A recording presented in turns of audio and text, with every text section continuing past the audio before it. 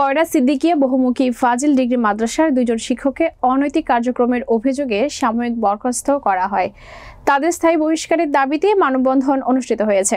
কয়রা উপজেলা প্রতিনিধি শাহিদুল ইসলামের প্রতিবেদনে দেখুন বিস্তারিত।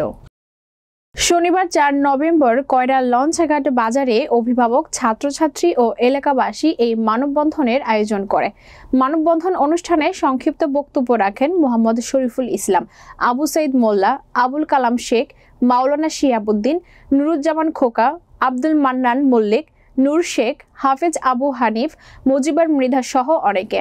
মানববন্ধনে বক্তারা বলেন, সমাজ বিরোধী অনৈতিক কার্যক্রমে অভিযোগের ভিত্তিতে মাদ্রাসার দুই শিক্ষক শিউলি আক্তার ও সাইফুল ইসলামকে সাময়িক বরখাস্ত করে কর্তৃপক্ষ।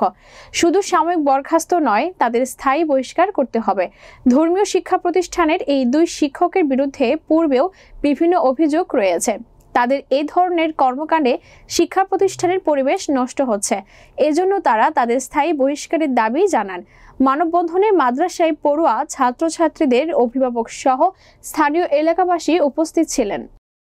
আমাদের এই যে কয়রা সিদ্দিকিয়া ৪ নম্বর কয়রা সিদ্দিকিয়া বহুমুখী ফাজিল মাদ্রাসার এই যে শিক্ষক শিক্ষিকার অনৈতিক কার্যকলাপের প্রতিবাদ স্বরূপ তারা দীর্ঘদিন যাবৎ এই যে অনৈতিক কার্যকলাপে লিপ্ত, তাদের বিরুদ্ধে এর আগেও মাদ্রাসা পরিচালনা কমিটি অনেক ব্যবস্থা নিয়েছে। তাদের সাময়িক সুযোগ হয়েছে, তাদেরকে অনেকবার ওয়ার্নিং দেওয়া হয়েছে। বিগত কিছুদিন আগে তাদের এই যে রাতের আধারে অনৈতিক কার্যকলাপের সময় গ্রামবাসী আটক করে তাদেরকে প্রশাসনের কাছে হস্তান্তর করে।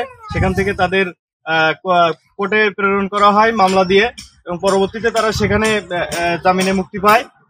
এখন তাদেরকে সাময়িক যে বরখাস্ত রাখা হয়েছে, আমরা গ্রামবাসী চাচ্ছি তাদেরকে স্থায়ীভাবে বরখাস্ত করা হোক, তাদেরকে চাকরিচ্যুত করা হোক। কারণ এমন শিক্ষক দিয়ে আমাদের সন্তানদের শিক্ষিত হবে এটা আমরা আশা করি না।